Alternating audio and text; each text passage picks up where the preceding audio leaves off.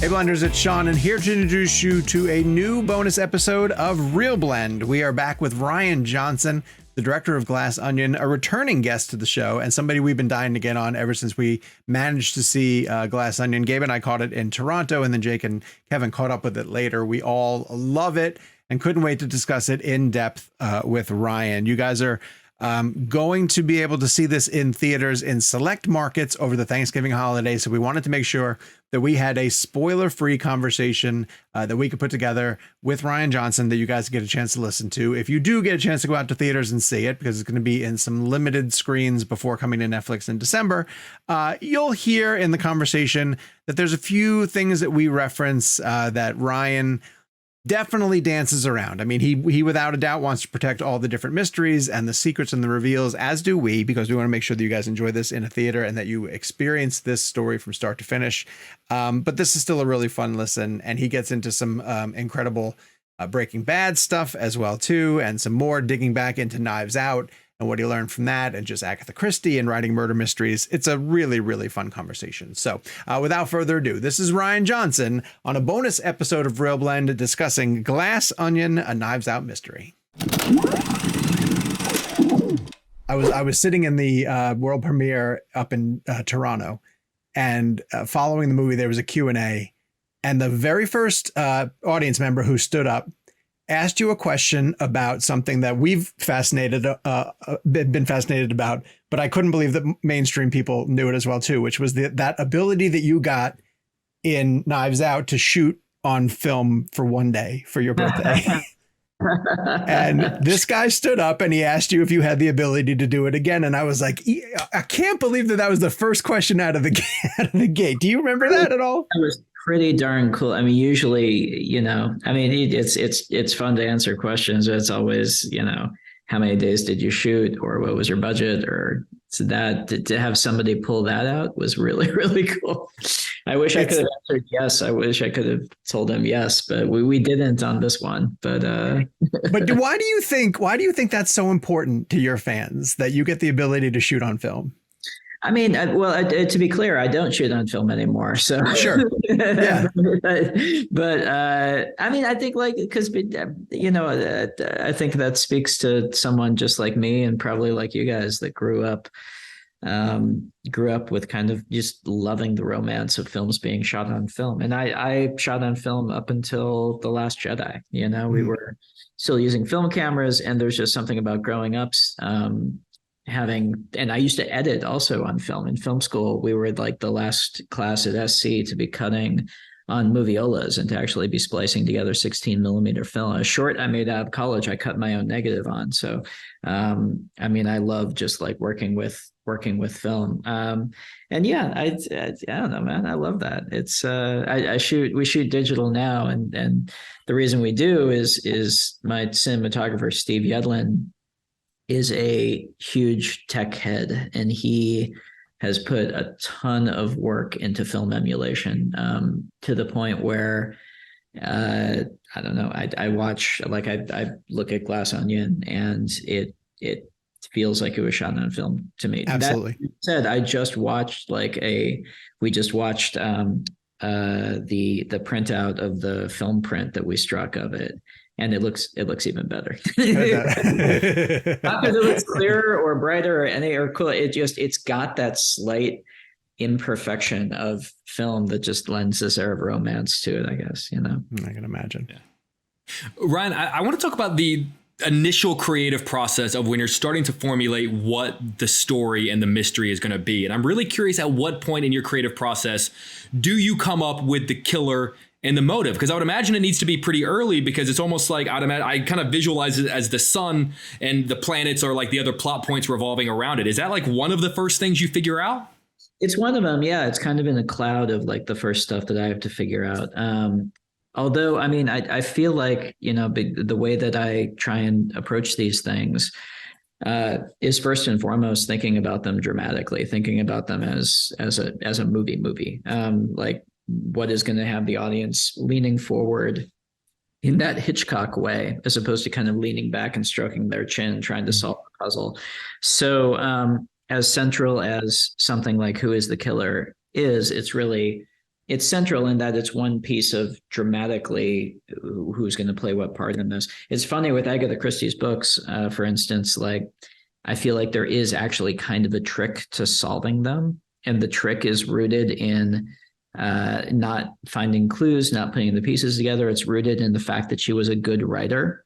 And the reality is, and everyone cover your ears or skip the next 20 seconds if you don't want to be able to guess every Agatha Christie book. The killer is always the character who it will be most dramatically satisfying for the killer to be.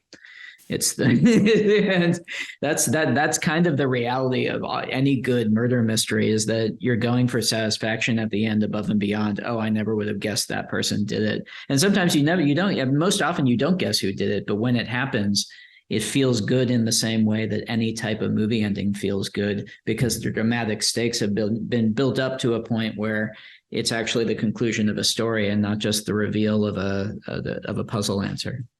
It's so funny you say that, because we were just talking about how much we would love to see Tom Cruise in one of these movies moving forward, that he'd be such a great part of a cast like this.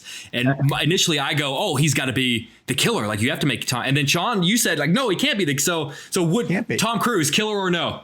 Well, I think that's what that would buy you, is the audience would be perfectly split between he's either obviously the killer or he's so obviously the killer that he can't be the killer. So I think we get away with it, actually. And I don't know, man. Honestly, well, I'm not going to say yes or no, because if I ever am lucky enough to get Tom Cruise in one of these movies, I don't want you digging this back up and. Well, so Brian, we only have 2 examples of these films so far, but you've been lucky enough to get some extremely famous people. And I'm very curious in terms of, do you feel the need to balance screen time for the people that you've brought on board, or for certain characters, or does the story truly dictate it? That like, if one of your characters needs to be off the board for 30 minutes, they're off the board for 30 minutes. Well, I mean, yeah, if someone doesn't enter until later in the story or goes away for part of the story, that's kind of a natural part of it. But I mean, I will say when I'm writing it, I am very conscious of one of some of the marching orders of making these I've given myself is I'm trying to recreate the star-studded all-star cast movies of the late 70s and early 80s that I grew up watching, like Death on the Nile, Murder on the Orient Express, Evil Under the Sun. The fact that there is actually a pleasure in knowing that you're going to cast people who, not necessarily even the most famous actors in the world, but actors that the audience is going to take incredible delight in seeing them pop up on the screen. And so knowing that, I am thinking of, I mean, you want to do this anyway with an ensemble of suspects, but I am thinking very much, if I know I'm going to be approaching these great actors, I want to justify them being there. So trying to balance them all, trying to give everybody something to do that's really worth their time. It's very much on my mind when I'm writing. Well, to that point, so I've only seen the film one time. Sean's seen it twice, but I do get the impression that this is going to be one of those movies that changes once I see it a second time. Sean was able to pick up a lot of things, sort of knowing the secrets already. When you direct a scene as a storyteller, how much thought goes into the audience who's seeing it for the first time and maybe plugging things in for the audience who's seeing it for the second time? I mean, in a way, I almost feel like this movie is more designed to be watched a second time than a really? I tried to really, in a fun way, play fair with the audience.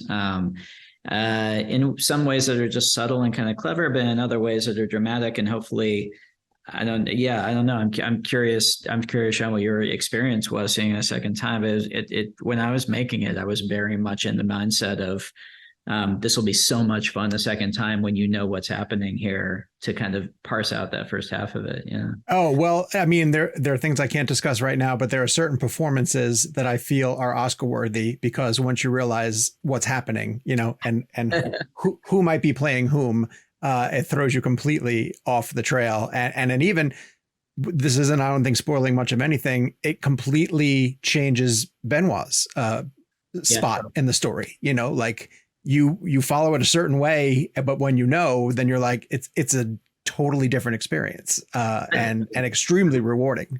That's awesome. I mean, I hope that, I think the first time you watch you watch a murder mystery, there's almost like you're doing math in your head. You're trying to kind of get ahead of it. You're trying to outguess it. You're kind of like, you know, I know when I do, there's a certain part of my brain that's not relaxing. Whereas I am looking forward to people kind of after that first viewing, if they revisit it, being able to kind of relax their brain a little and enjoy the construction of it as a whole, enjoy the ride. I think it's, but that makes me really, really happy that you said that, Sean. It's really cool. Yeah. Well, I will say too that I brought my wife for the second viewing, and I spent most of it looking at her because I was waiting for like the reveals and her reaction to the reveals. It's a fun movie to watch with somebody who hasn't seen it yet. We talk often about From Dusk Till Dawn, you know, with someone who might not know the twist in the middle of that, and you're just watching them the whole time. So I asked Netflix if they could put it in my preview queue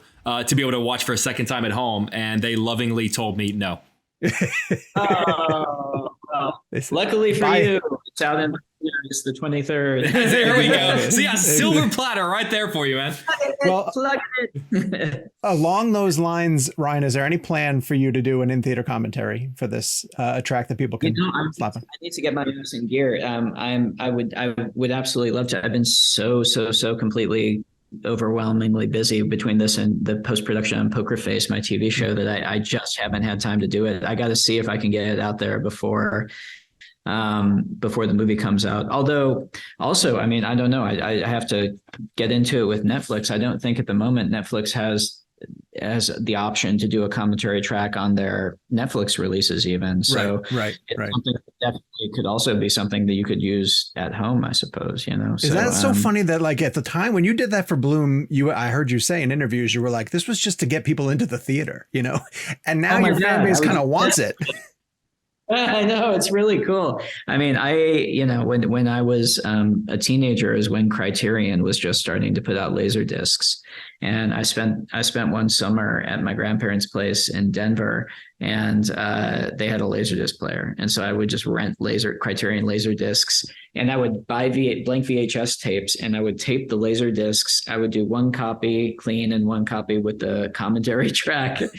and growing up, just kind of having that be a version of film school. Yeah, I think there's real value in it, you know? Absolutely. Yeah. Ryan, you and I were talking the other day, and you told me that if you make enough of these movies, you would consider bringing some of the characters back to maybe start integrating and sort of talking to each other. I'm sort of curious, in theory, how many movies that would take. And of these two films, which characters would you like to sort of bring back to the sandbox and play with again? I really don't know. I mean, it would have to be a really specific circumstance. I mean, I think the big thing is just, and this is why it's not so much like a hard and fast rule, but it is just something that is baked into these movies. The big thing is that each one of these movies is going to be the story of the mystery that the movie is based around. You know, this is not like a universe. This is not the Avengers. This is not like, you know, we're building up like this ongoing story of all these things. And so I guess the main thing is it's hard for me to imagine what any of the previous suspects would have to do with a new mystery that we're doing someplace else, I guess. It'd be fun to do a little nod to it or something, you know, or if there is something that comes up that makes sense, that would be quite fun too. But I guess that's the main reason. It's not even that I have some hard and fast rule. It's just each one of these is going to be dealing with a whole new deal. And I'm not sure what the Thrombies would be doing on Miles Bronze Island. I'm not sure what Birdie would be doing, whatever place we set next. So, and to me, that's kind of the fun of it, the pleasure of it, that you're going to get a whole new meal every single time, you know? For sure. And you're bringing the strongest character along with you from story to story. That's all you need. Benoit Blanc will always be there. Absolutely. So people will better understand this when they see it, but I have to ask you about this scene because I have not felt more suspense in a movie than a scene that involves a single drop of Jeremy Renner's hot sauce. I mean, the audience is just on the edge of their seat. I almost cut that bit, and then luckily I left it because I was like, I don't know, is this? And luckily I left it in for our first test screening. And when I heard the audience react to it, I was like, oh, okay, I'm not cutting that. Can you talk about just composing that shot as well too, because it comes at a very tense moment? Yeah, lots of credit to. I don't want to give anything away. I'm going to be very careful here, but it requires a performance of an actor that's very subtle. And also when we were shooting, it was very theoretical. I had to kind of describe to the actor, okay, this is kind of happening, and now do this little thing. Okay, now wait, now do this little thing, and now this happen. You know what I mean? It was almost like talking them through the acting against a CG character or something. Okay. You know? So it was all kudos to them, all credit to them for pulling it off. It's always so much fun. Even now that I've seen the movie a bunch, I still slip into the back of the theater when we're like doing Q&As and try and get there early enough to hear that scene, because it's really fun hearing the audience ride that moment. Oh my God. So when you use names like Jeremy Renner and Jared Leto, are they friends of yours? Are they people that you reach out to? Do you let them find out on their own? Neither of them are my friends. I'm big fans of both of theirs, but they were both, luckily both of them have a great sense of humor, and they were both very cool with it. We did reach out to them and let them know we were doing it. But luckily they were both really super cool about it. So, and I hope they both bring those products to market. I would buy that process. I would buy Jared Leto's spiked kombucha. I would just stock the shelves. Yeah, absolutely. Ryan, I read an interview with Dave Bautista recently where he said that Daniel Craig was just more fun on this set than he was on the set of Spectre playing Bond. And honestly, as a journalist, I find him to be more fun to speak with about these films than as Bond. He's just a little bit more playful with Bond. Those junkets, he was always very serious. As a filmmaker, do you think that the more playful nature of these films maybe just allows him to breathe a bit more than the Bond sets might have? Well, I don't know. I wasn't on the Bond set. I don't want to speak for him. I do know that playing this character, he has a hell of a lot of fun. And I know that was one thing that I think when I first got to know him, when I was first meeting him, like I think I did approach him thinking he was going to be a very stern or a very serious guy, just because I made, of what I'd seen him do in Bond. But he has such a sense of humor. He's such a warmth. He's such a goofball. And I know that on set, we are like two kids playing in a sandbox. It's just, we have so much fun building this thing and kind of goofing around, especially in this movie where he gets to kind of channel his inner Jacques Tati and do some kind of physical humor and a little bit more clowning in it. I don't know, man. All I can tell you is on our movies, he has a blast, Do you find as an actor for him, is it important to have sort of the set and the environment be playful? Like for him, do you think does that yield sort of a better performance on his part? Yeah, I mean, it's not like we're just like goofing around the whole time. It is a very focused and very, serious set. But I would say what's so important for us is that the ensemble we bring together for these things all gets along and is having a good time on set. And I like to create a very relaxed, welcoming environment on set. I don't like it to feel stressful. I like everyone to feel relaxed and just feel like that. I feel like just that's the way to get everybody to do their best work. And I try and set that tone. Daniel has a lot to do with setting that tone on set as kind of, number one on the call sheet. Everyone kind of looks to him. And the fact that he's so easygoing and cool, that kind of makes it, lets everyone relax and kind of say, okay, we're not having drama now. This is and also you hire cool people. You get people like, Kate and Catherine Hahn and Leslie and Dave. I mean, it's just, I don't know, that all of those things go into it. And then hopefully it creates an environment on set where you can chill out and be goofballs. Ryan, in the first movie, it's we get a mention of Benoit's father, brief mention. And I know you've said that like you like pepper and little nuggets, but that's not supposed to be the point. But that character just seems like someone who would be so intriguing. Have you ever thought about potentially bringing him up in a future story? That's really interesting. I mean, I could see it if it had a place in it. I mean, I think I definitely do believe that you want to kind of avoid the trap of thinking that the detective's backstory is interesting in and of itself in these movies. It's fun to get little glimpses of it, but I think it's absolutely best in small doses. I think you always want to keep your eye on the ball and remember the story you're telling is the story of the mystery, and the part the detective is playing is the part of the detective. He's only interesting insofar as he's getting us to the end of the solution of the crime, and playing his part dramatically in the story. Mm-hmm. So to me, I don't know. It's fun to kind of dole little things out, and the fact that the fact that he talks about his father a little bit, the fact that we get a glimpse of his home life in this one a little bit.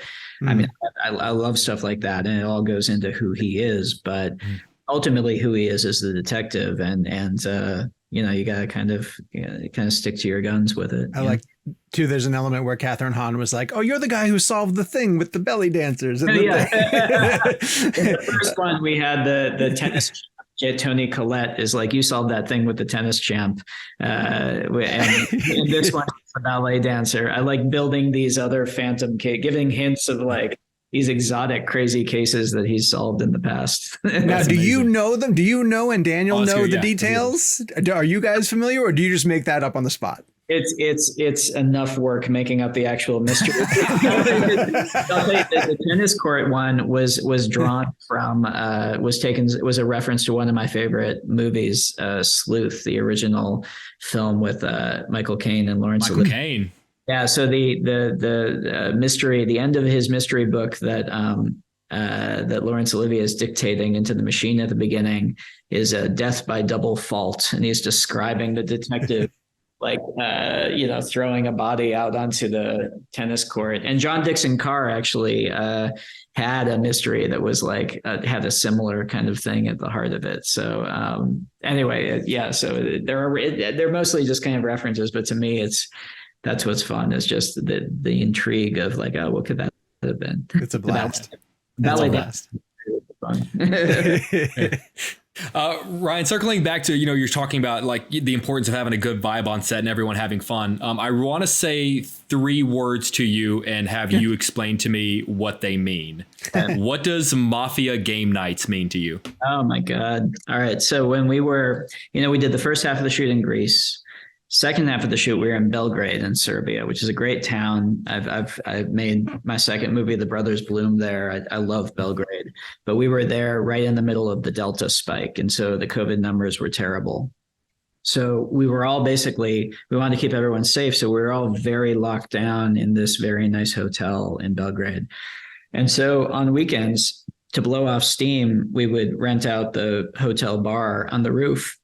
And we would all go up there and we would play Mafia together. We would get really drunk and we would play Mafia games and have dance parties and get very, very silly. At some point in the evening, Kate Hudson was rolling Catherine Hahn around on the dessert tray. We had an absolute blast. And that, we were really doing it just to kind of blow off steam and not lose our minds, but it had the additional effect of just kind of bonding everyone and just forming this group of this friendship around the kind of like the ensemble of this movie that I think also really helps the working process. The disruptors. You're forming the disruptors. Well you didn't done. even notice it. Yeah, Ryan, I want to pivot just a minute because earlier this year, someone who I adore, Bruce Willis, announced his retirement. And you, I believe, worked with Bruce on what I consider to be one of his Mount Rushmore films, which is Looper. And so I'm curious, just what did you think when you heard that news, and what do you think Bruce's legacy is going to be?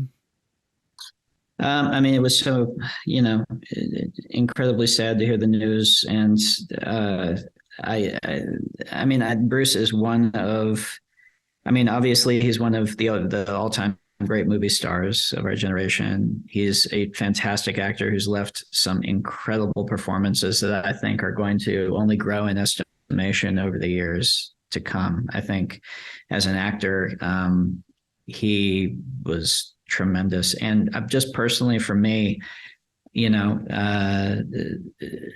was so wonderful and lovely and generous to work with on Looper. He showed up just and worked so hard on the part, and also was just so lovely to me. I was, this is a few movies ago. I was still pretty young. I had just made a couple of films. You know, in many ways I was quite green, and he could not have been more respectful and lovely. And on a set that was filled with friends like Joseph Gordon-Levitt and Emily Blunt and Paul Dano. I have to say, Bruce, you know, when Bruce was on set, everything just kind of locked into place, and we moved fast. He wouldn't go back to his trailer in between setups. He would stand there on set and just hang out with the crew and wait. And so we were moving super fast when he was there. And Right. He cared, man. He cared so deeply about it. He really invested in it. But more than that, he was just a lovely, wonderful human being to work with. So I got so much respect and love for that guy. And you know, his legacy, I think, is really gonna, like I said, I have a feeling it's just gonna grow in estimation over the years. I feel like over the course of his career, every once in a while, he would, you know, put some support behind an up and coming filmmaker that he believed in, you know, whether it was, you know, Quentin at the time too, you know, was only coming off of Reservoir Dogs and you coming off Bloom, you know, his support was. Yeah. M. Night. I mean, you look at the filmmakers that he's kind of, you know, it's yeah. He and going all in too. That's the thing. You look at those performances, or you look at him in 12 Monkeys. You look at, you know, it's when he committed to a role and threw himself into it. You know, there was nobody better. Yeah. Thank you. I appreciate that. Yeah. Ryan, next year is the 10-year anniversary of what I consider to be one of the single greatest episodes of television of all time, which is Ozymandias. I was just wondering if you could just talk to me about years. Yeah, which is crazy. I was wondering if you'd like the scene in the desert, the go fuck yourself scene, which I think is one of the greatest scenes in Breaking Bad, which makes it one of the greatest scenes in television. What do you remember about shooting that, and maybe a lesson you learned on that episode that you carried with you today? I mean, I'm still blown away. I got to work on that episode, and I mean, you know, Vince Gilligan, but Moira Wally Beckett, who that's really her episode. She really wrote that episode, and we were true partners in making that episode. And I mean, I that day, the big thing I remember is that location is in a valley. Which meant we were fighting the daylight, but we had even less daylight than we would have because we had to wait for the sun to get over the valley. Oh, wow. And then we lost the sun early because it went behind the other side of the valley. So we had to be just really efficient. And I remember the day going smoothly. I remember the moment with Dean, the moment that you're talking about. And before we shot it, he had asked me, right before the big thing happens, I just want one moment to, like, on the camera, like I want Hank to have a moment, you know? And so I said, that was so great to hear, because I set another camera down low with him, and you can see it in there right before he like takes one moment to himself, like he's ready. And then the moment happens. Oh my God. The other thing I remember, we got towards the end of the day, the shadow was creeping, and I panicked and realized we had forgotten to cover one important moment. We had forgotten to get the shot of Walt where they've dragged Jesse out, and Walt comes up to him and tells him what he did to Jane. Oh God, that's the most heartbreaking moment. So literally, the shadow is creeping across the ground. You can see it moving. And I said, grab that camera, grab Brian, grab Aaron. We literally, all the crew, it was like the raising the flag at Iwo Jima, like they were running and put the camera down.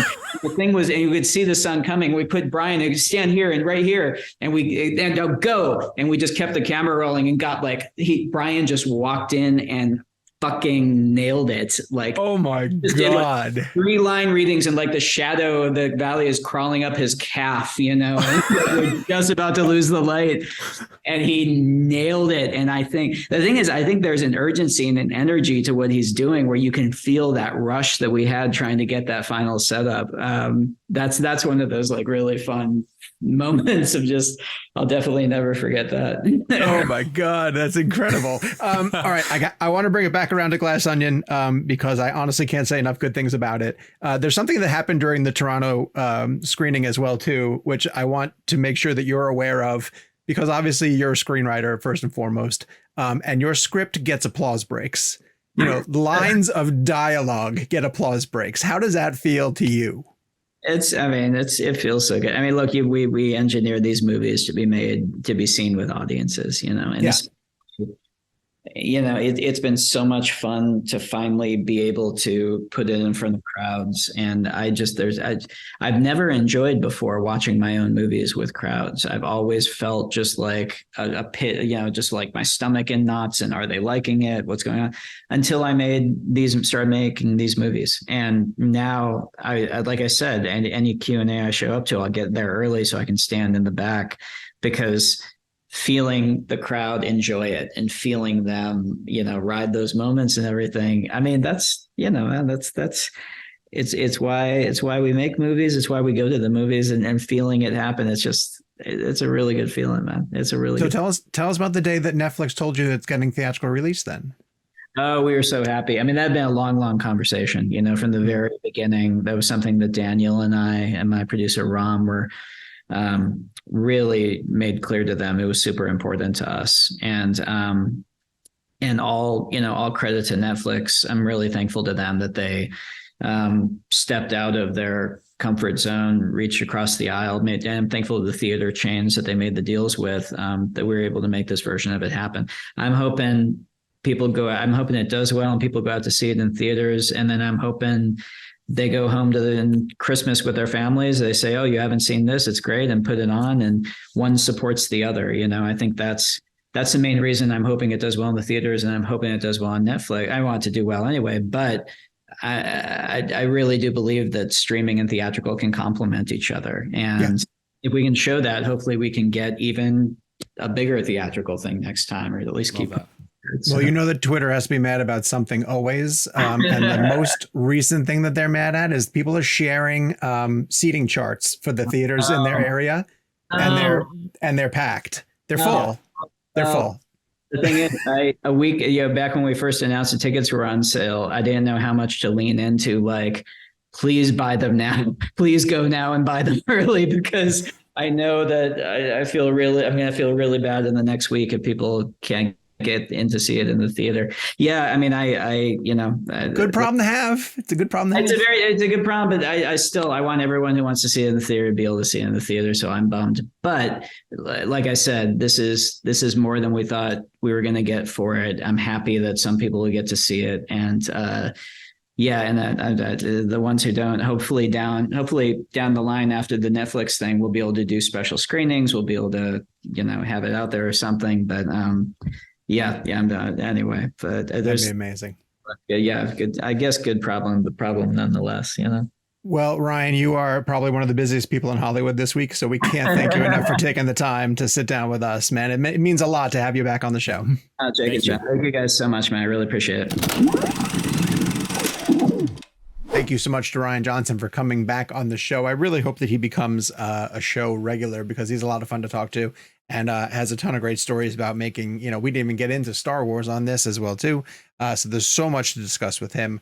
Hope you guys enjoyed that conversation. We're going to have a full show on Friday, and in the middle of that show, we have an interview with director J.D. Dillard, who has a movie Devotion coming to theaters, and we're going to have a review of that. We'll have a full-on review of Glass Onion that is spoiler-free, and on Friday, that episode you're going to want to listen to, because we dive into Steven Spielberg's latest film, The Fabelmans. So plenty of reasons for you to follow ReelBlend. If you're watching us on YouTube, hit subscribe, turn on your notifications, join us every Friday morning for when we put episodes up. Join us whenever we put a bonus episode up. And then for premium subscribers, we'll be available with a new show on Monday. Enjoy your weekend, everybody, and we'll talk to you next week.